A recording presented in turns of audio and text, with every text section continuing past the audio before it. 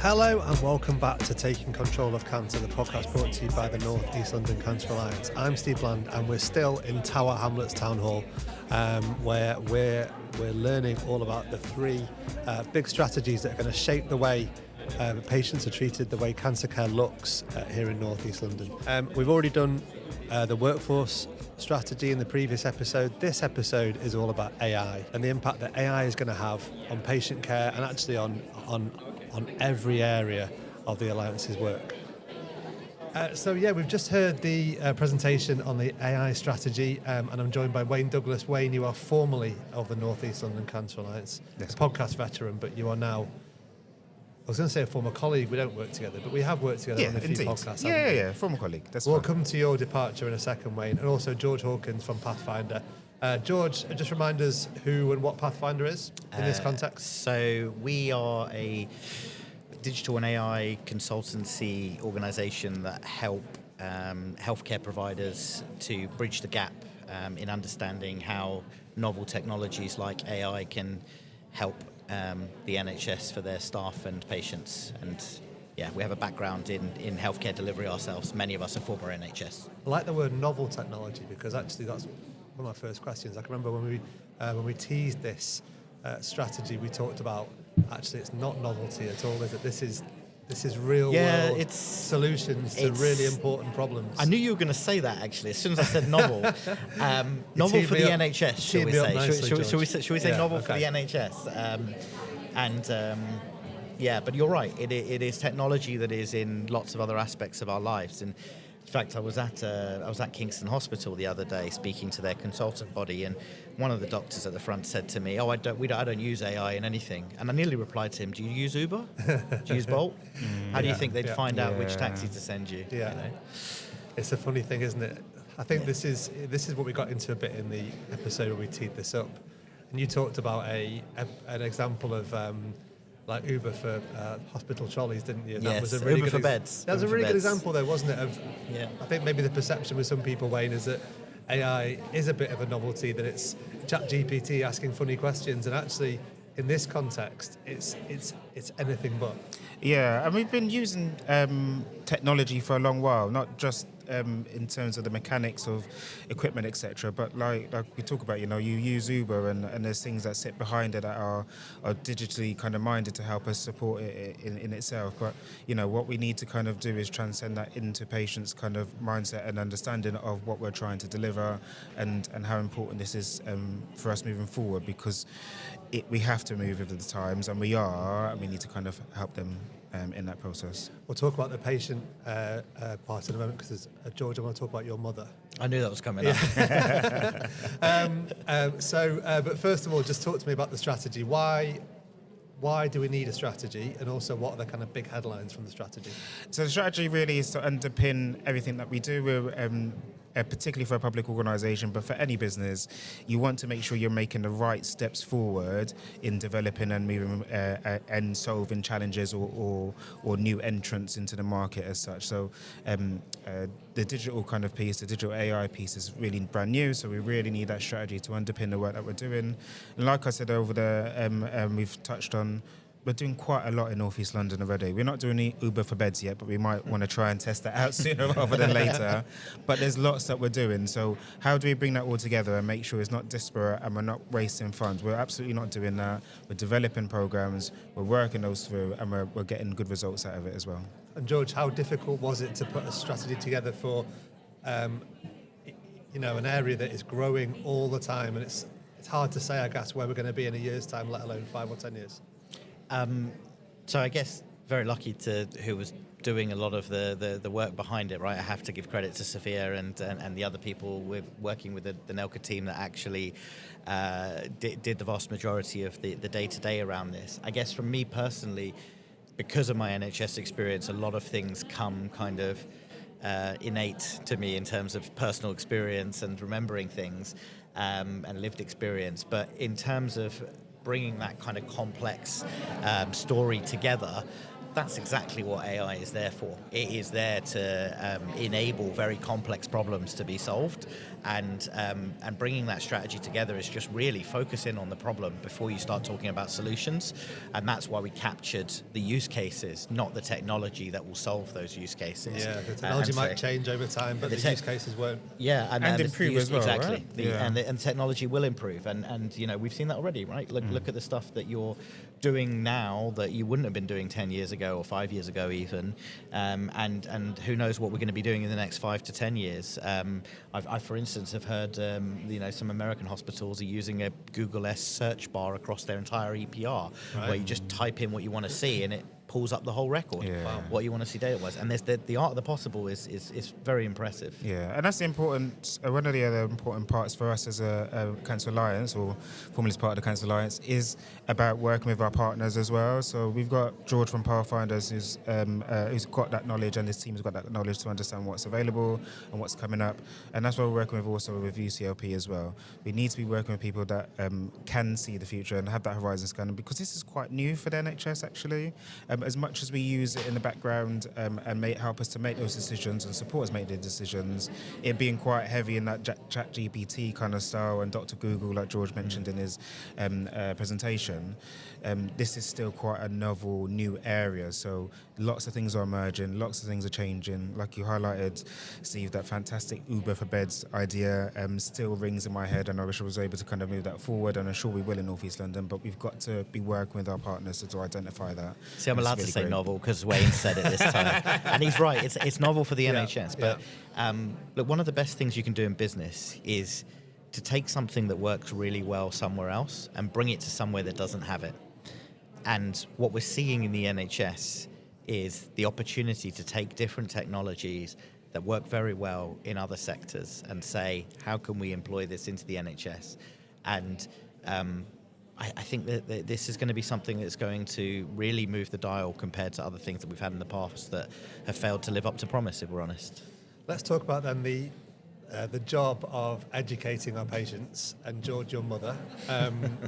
Just explain, she's available for cameos. This is part of your presentation. You talked about your mother, and we joke, but it actually was a really good example, wasn't it, of something where you might, she's of an age where you might get a natural skepticism to this kind of thing, but you showed her how it could be really important. Yeah. So for the listeners that won't obviously be able to see the video of Mum unless we upload it. We'll actually play it now. Let's play it now. What are you doing, Mum? So exciting! So exciting! Look, it's the same. Stop. The typical range, elderly woman. I'm an elderly woman. Around 0.345 to 3 point can be very a bit fella. Your result? Are you filming?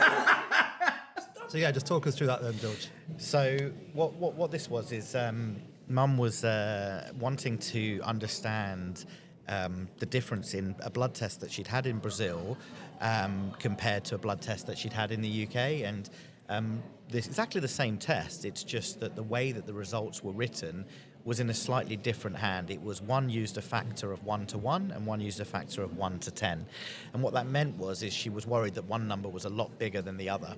And in reality, they were actually very close. And by using AI, she was able to not only find out how those two numbers had been calculated to reach the outcomes they had, but also to understand that her result was very normal for somebody of her age in that range. And it made her a bit giddy to say. Yeah, she was fairly excited. She was very excited because she felt empowered. Yeah. Because previously she had to rely on somebody else. She had to ask her sons. And let's be honest, there are a lot of patients that can't ask their sons or don't have children. And what we don't want to do is leave those patients without an advocate. And so the opportunity of AI, if we can go out and provide that training, and I know we've just had this conversation with Angela about how we provide that training and that access, we can make AI a really powerful tool for reducing health inequalities, I think, if done correctly. Yeah, this strategy is the start. It does nothing on paper. It's the actions that we do afterwards and how we move it forward. But there's lots happening. There's lots out there. We need to kind of harness that for our patients in North East London. And patients aren't actually the only group that you need to educate. You know, there's a lot of people in this room. There's probably likely going to be some people that are, you know, not turn their nose up, but, you know, a bit like, oh, I don't really get it. Yeah. You know, maybe some of the older generation, some older consultants. A big job, not for you now, Wayne, because you're going off somewhere else, but a big job for the Alliance and everyone working in this area to educate. Yeah, absolutely. And that's why, again, I talked about kind of working with partners as well, because we need to build that educational platform, that understanding of the differences, but also evaluating these things. So not only just to prove to our public, which is incredibly important because they're the recipients of this technology, but also to our members of staff as well to show the benefits of it. So we learned a lot with the chest X-ray that we've implemented across all 3 trusts. And there's lots of information there that says that the system can help reduce the amount of errors that we have in our system. We don't have those many errors because we have a fail-proof system, but a system that helps to support that. So yeah, really important that we develop that part. Don't worry, we're not retiring. We're happy to continue to help. Sure.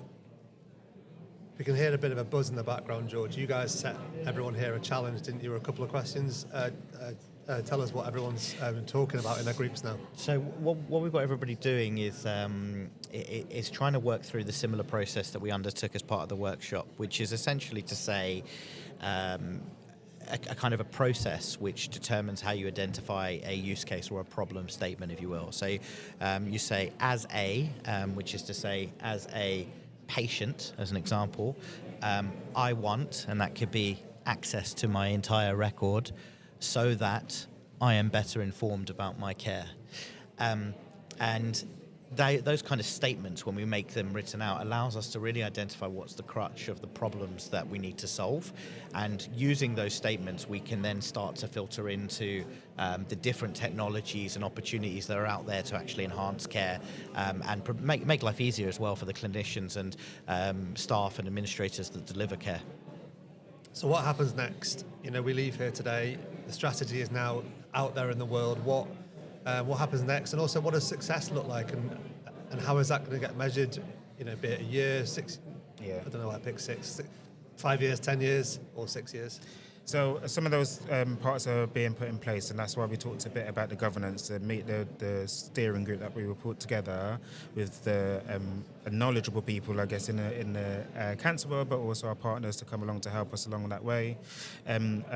We've got those kind of key use cases that George just started to allude to in terms of the changes that we need to help our system. That's one tick box. Have we started to introduce technology that solve those problems? But also then we need to build our KPIs or our outcome measures that really tell us from not just data, because sometimes data can lead us down a path, but qualitatively, what do patients feel? How do they see it? How do our staff feel? We need all of that kind of qualitative information to come to it.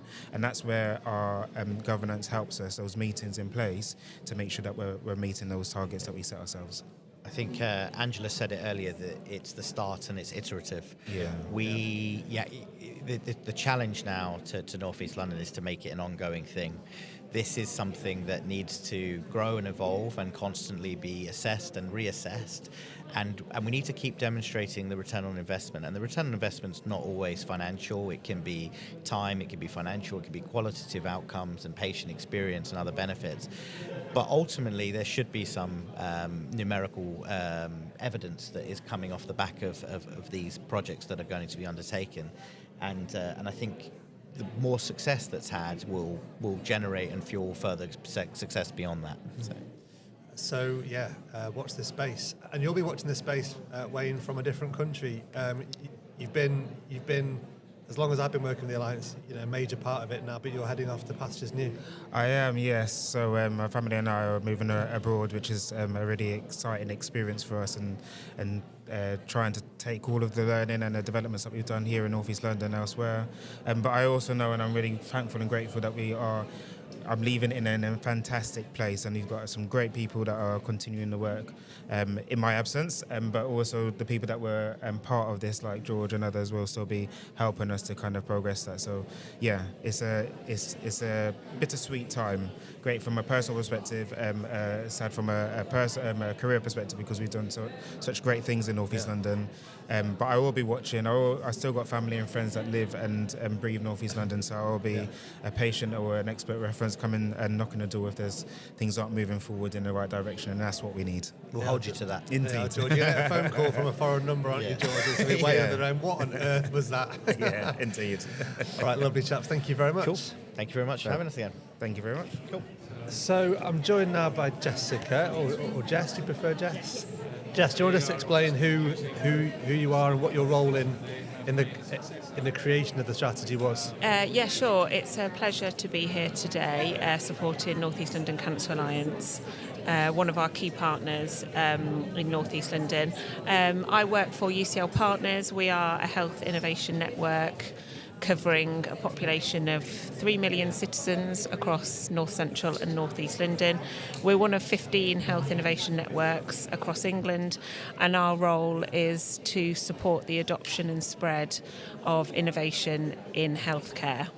And what was your role in working with the Alliance on this specific project? So we've been working with North East London Cancer Alliance for a couple of years now. We both share a mutual priority for improving early diagnosis of cancer. Our clinical priorities closely align with those of our NHS partners and ICB colleagues. So we've been working with them to identify where we can either generate new ideas or innovations or adapt existing ones, testing and scaling the best solutions that will address real problems for patients in North East London. At UCL Partners, we do a variety of different things, as well as being health innovation adoption experts. We also have a group of us looking at future and emerging trends in healthcare, AI being one of them. So we've spent some time sitting with Wayne and colleagues thinking about how important the application of AI is, and so it's really great to see the strategy coming out today. We've done a couple of reports linked with the Health Foundation, which are available on our website, looking at future trends for AI in healthcare.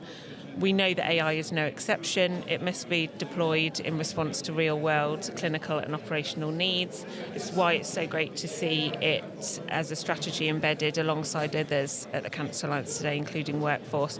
We know that we need to make sure that any application and implementation of AI is addressing real clinical needs, and it's purposeful and evidence-based. Yeah, that was the key thing, talking to George and talking to Wayne, was that it's not novelty, is it? This is not asking ChatGPT funny questions. This is actually, really responding to real-world challenges, with proper solutions that can actually save money, increase efficiency, that kind of thing. Exactly. AI is often, portrayed with this ability to transform, care delivery completely, easing pressures on an overstretched healthcare system, and we know its potential is undeniable, and it's just great to have more conversation around AI. What we don't want is for people to feel uncertain, or that it's too complex, or even just get too engaged with the hype. AI isn't a magic bullet,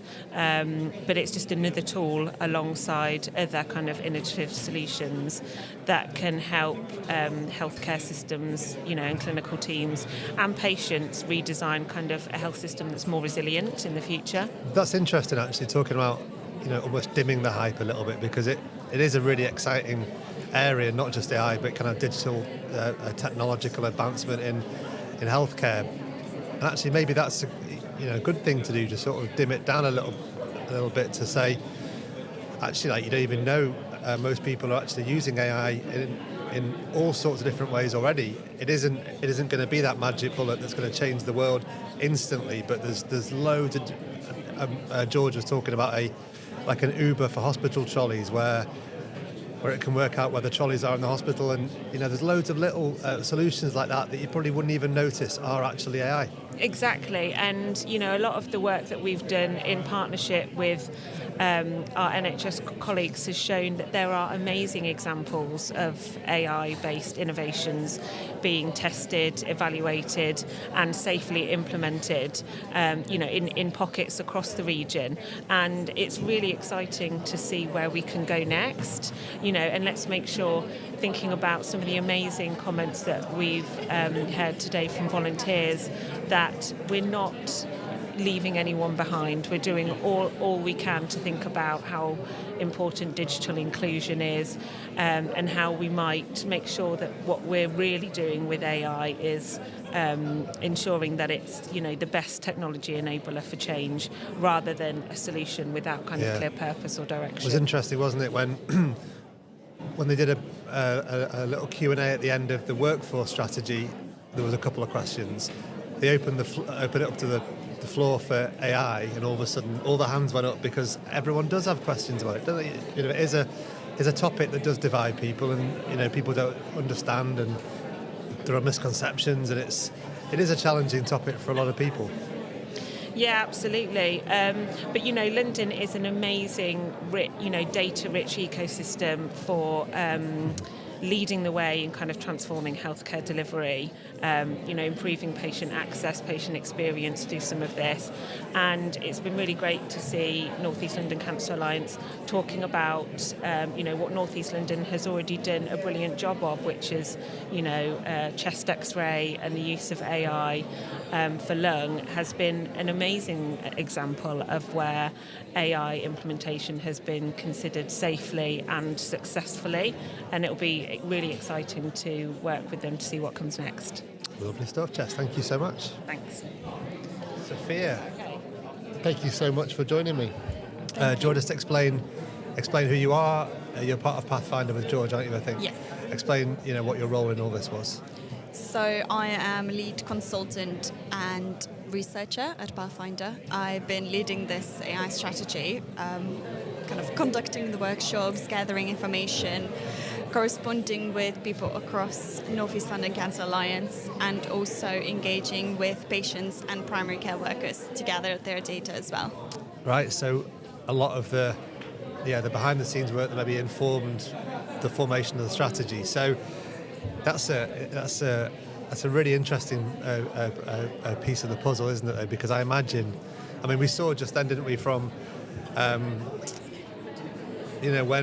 when it was kind of opened up to the floor for questions, all of a sudden everyone's hands shot up because there's so many questions about this, and I'm sure that's what you found when you were doing the research as well. Yes, a lot of people were very, very interested in what AI can do, and the answer is that AI can do a lot, but it's about distilling that into very specific use cases to ensure that what AI does across North East London actually delivers with the key areas that are needed the most. And we particularly focus on short term, because we want people to see that if AI is launched, and when it's launched, the outcomes can be seen straight away. So that was the particular focus that we did. I guess, though, it's difficult with a strategy. George was saying before that you focus on the challenges almost, rather than because the solutions might change an awful lot in the next year, even the next 6 months, it might change. Yeah, exactly. But I think the principles stay. Once you have AI, let's say, overlaid over NHS app, and this is an example, by the way, and you have AI chatbot on the NHS app, what you can do is that continuously update that AI with information not just from the internet, but information that is specifically published within the NHS, or particularly if you treat it across North East London, with the information that is fed in from the local source. So it's about updating AI that already exists. It's a little bit easier than implementing AI to begin with, but once it's done, it can be quite straightforward. What are the big challenges in implementing this strategy, and what are the big challenges that maybe we'll run into now, and maybe some of the future challenges that we'll run into? I think I would mention 2 points, because I think the list can be endless. Yeah. But I think what was mentioned earlier today as well was data. We have a lot of structured data, so something that can be filled in and tick box exercise, and that is quite easy to work with. But unstructured data can be more challenging, but much more rich. So I think finding the sources of data and making sure that AI receiving that data correctly, that is the biggest challenge. But on the other hand, selecting what you're going to prioritize it's very difficult. Like those 81 use cases that we found, it was so difficult to pick those 5 because we know that all of those 81 use cases need attention. All of them need to be sometime implemented, but to choose what's going to go first, it's quite a rigorous exercise because you have to say kind of no for now for other things and kick off something else. And does that come down to as George said, the low-hanging fruit, the stuff that you can just go for now that's really going to prove the value of all this? Exactly, and we chose in particular use cases, those 5 use cases, they are repeatable. So if it's implemented in cancer, it can be implemented in other treatment pathways as well. So what are the 5 use cases for people who are listening perhaps that weren't in the room? They are recording MDT meetings to make sure that the notes are captured, but also once you leave the MDT meeting, you get notifications around the tasks and when they need to be completed. It's almost making sure that the loop is closed. Yeah. It's advisory. It's not necessarily doing it for you. Yeah. The second is lung AI over lung scans. Yeah. So making sure that, for example, AI can pick up tiny little details that maybe human eye can't see. Or let's say if first scan was taken 5 years ago, second scan was taken 2 years ago, and one was done yesterday, different radiologists would look at those scans. So what AI can do is join them together and see information over time. So that's something that is already in progress across NELCA. The third one is around making sure that if patients are waiting for their appointments, sometimes it happens through no fault of anyone, but the patients get stuck in the process of waiting for their appointments. And they're in this loop where they keep waiting for an appointment and they're being postponed because sometimes it happens that there's urgent care or urgent case come up and their appointments being pushed. But we have national guidelines which are supposed to prevent that, right? We say that there's a certain time that patient can't wait any longer for an appointment, whether it's urgent case or not. And currently there's no system that notifies that. AI can do that for you. AI can say this patient is approaching that day limit where it's safe for you to, again, postpone, to make sure that we don't miss people out, because sometimes can end up in this loop for months and years. So that's very important to avoid. Another use case is about patient engagement. It's something that we touched on and something that North East London is already doing with companies like Soprano. It's making sure that you can use AI chatbot to ask questions before your appointments and fill in the forms. And the last one is about automating some of those tasks. We heard today about those tick box exercises that are tedious, they take time, but making sure that AI can fill them for you. If the answer is yes, why do you need to tick something 7 times just to confirm it? So it's that. Exciting stuff, isn't it? And I'm sure, as the guys said, as Angela said at the start, this is just the start of the process, isn't it? And it's going to evolve and it's going to change. In the work that you guys do with your different parts of the NHS, different organisations, how kind of forward-thinking are the North East London, or is the North East London Cancer Alliance? Because it seems to me that AI is something that we kind of all accept as a thing now, but probably not everybody will really sit down and work out what it's going to look like and how it's best going to be used. Yeah, I think I've seen organizations, other NHS trusts, for example, implementing AI programs, but they are siloed. They are very ad hoc exercises. And what we spoke today is being in level 2 is almost, that's what NELCA was, but not anymore, because it has a strategy, it has clear governance. I don't want to be definite, but I've seen very few from what I've seen very few organizations who are at that level, if any. I haven't seen myself any organization at the scale of North East London who has that. that. Yeah. So, for example, if some NHS trusts might have a strategy for AI, but it's not in the scale of what North East London is doing. So I want to be cautious. I don't know, obviously, all of them personally, but based on the research I did. Based on your experience. Exciting time. Thank you so much, Sofija, for telling us all about it. Thank you. Okay, let's get a bit more on the AI strategy now. I'm joined by Dip Mukherjee. Dip, just explain who you are and what your role is in all of this. Steve, thanks for the question. My name is Dip. I'm a surgeon. I work in North East London. I trained here, I live here, I work here. So it's about 30 odd years or so. My role is as a cancer surgeon, but I'm also, I have the privilege of chairing the committee that looks after gastroesophageal cancer across the NEL, which is the stomach in your food pipe and the stomach, So that's the cancer I specialize in. My real interest is in early diagnosis, and that marries very well with my role as the medical director for patient safety. I have another interest, which is in sort of health inequality and how to break that down, because I've seen a lot of that in North East London. He wanted to talk to me about AI strategy, and the angle that I want to come across from is the inequality angle. Yeah, so go and talk to me about that then, because AI goes across everything that you guys do. I imagine, inequalities. We talked about the workplace earlier on, but specifically the inequalities. What role do you think AI potentially has in reducing some of those inequalities? I think it's a really, really important thing to do, because I think AI can do a lot of things to make medicine and NHS accessible to the patient, because it can read across languages and has the agentic AI especially has the ability to understand various languages and make it really patient-centered. Patients often cannot express themselves in the way we want in a very short span of time, which the doctors and clinicians have. So it will be very nice if I can see that the language in which the patient is speaking, and if I don't understand that language, that will be automatically translated. My comments will be translated back to the patient. The whole thing is going to be documented.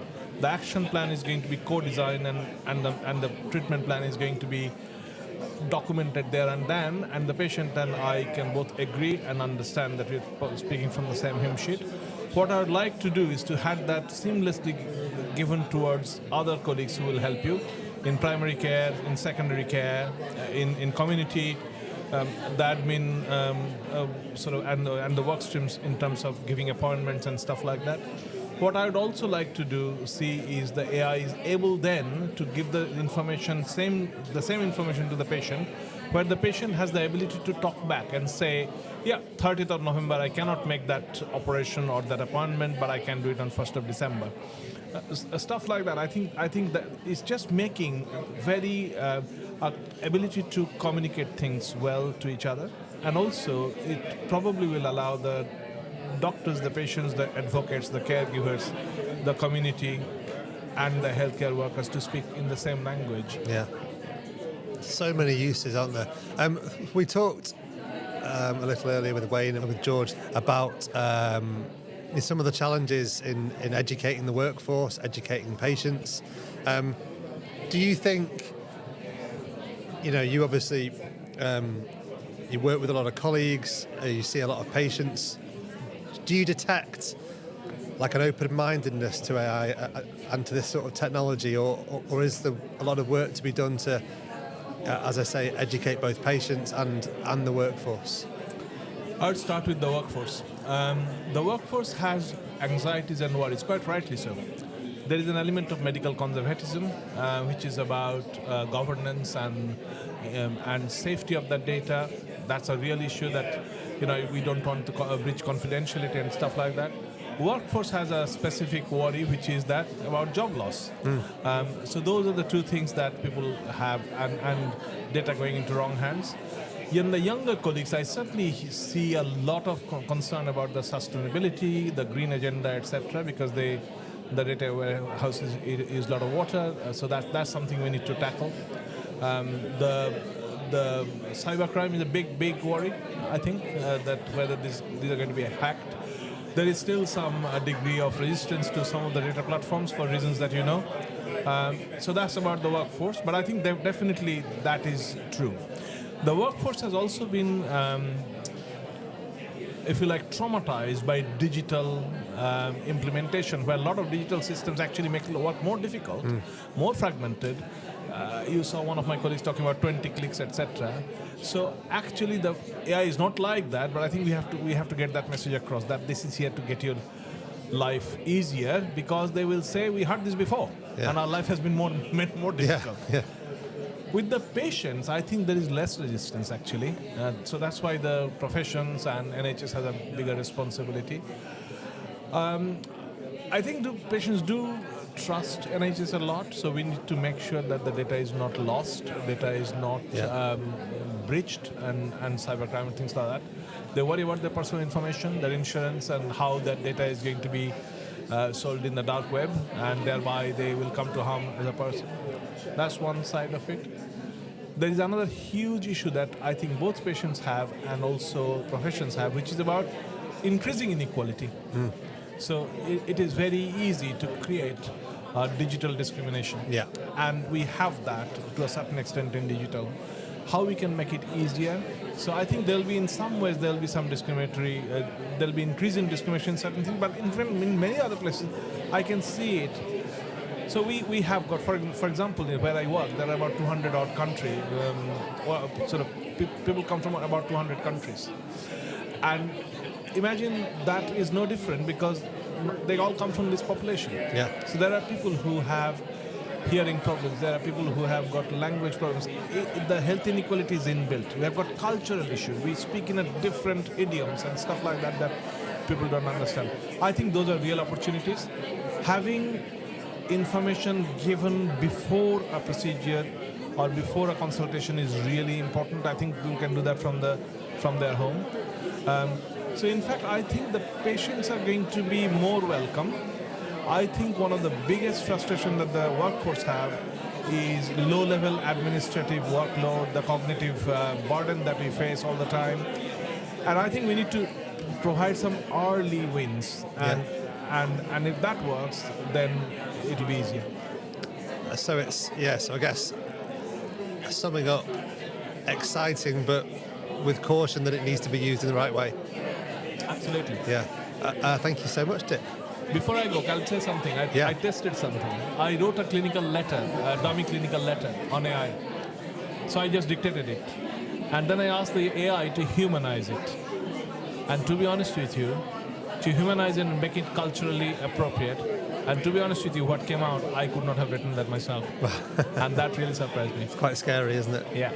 And good, I think, in some ways. Well, you see, this is it. Like it is wonderful when it works, and there's so many factors going into whether it works or not. You know, the human input into it, like all the things we talked about earlier on with George and with Wayne, and you know they presented their presentation. So yeah, there's so much to it, isn't there? But I think it's one of those things that we have to kind of embrace and understand that it's part of the world now, and then put the governance in place and put the kind of the rules and the regulation in place to make sure it's used properly. Yeah, absolutely. I think the one thing is very important to reassure that humans are going to always be there. Yeah. Humans are the best fix. Yeah. So AI will be assistance. The humans will still run things and We're not being taken over by robots just Correct. yet. Not yet. Okay. Dip, thank you so Steve. much. Thank you. Cheers. And that will do it for our AI episode. The AI strategy has been released. We've had loads of different opinions on it. That was Dip. Dip was fantastic. You're presenting a slightly more cautionary, but those are the regulations and that's the kind of governance that we've talked about already. So yeah, fantastic. Next up is the inequalities strategy. So thank you for listening to this episode. Tune in for the next one.